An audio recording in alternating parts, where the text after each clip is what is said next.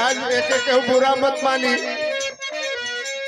मीनाक्षी कहलिए के घड़ी नजर तनी कुछ दूर हो गई बा। कैसे कैसे ऐसा नहीं है, समझ का फेर है, मैं वही हूँ वही रहूंगा।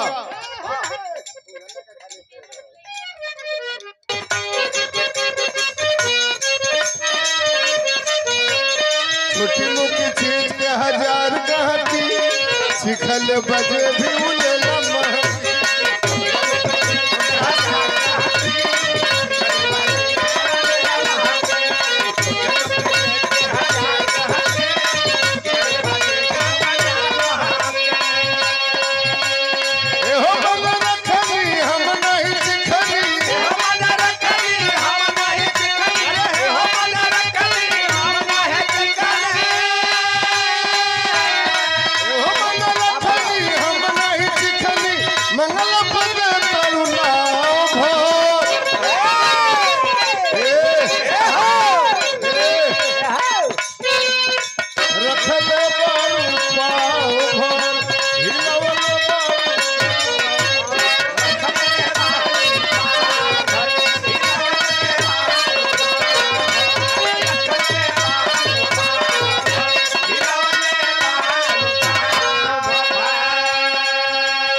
ये बिटियन की ओर से रुपए का पुरस्कार, बहुत बहुत धन्यवाद।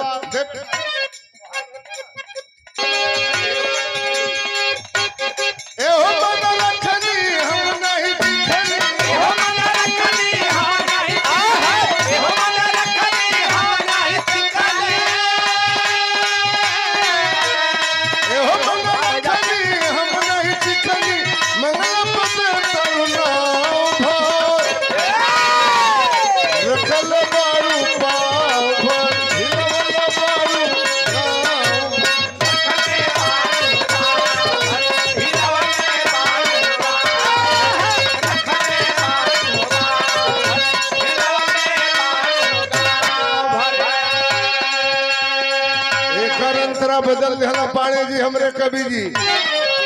छोटे मोटे चीज बाकी बड़ा रसदार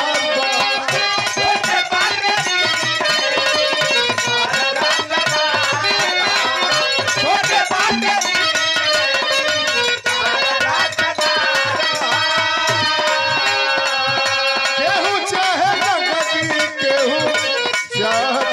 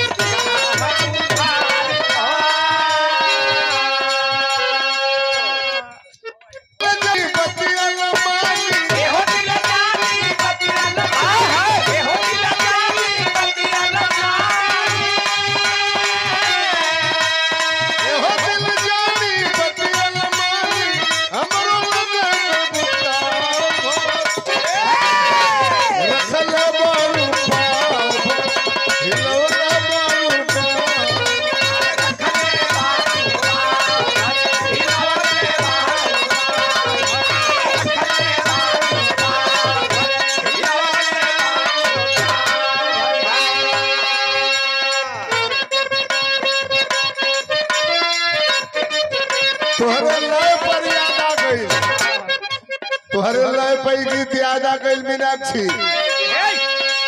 एक बोरिया तोहर बनल बाजार देखे में लागे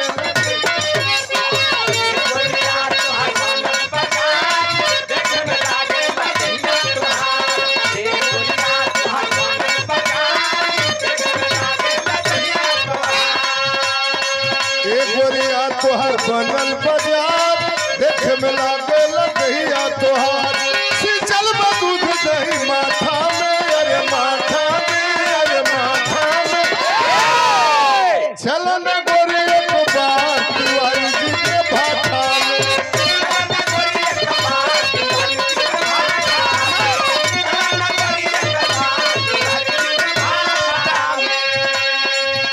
अरे हमार कवि जी, अरे शीशा में ढारल बा तोहरी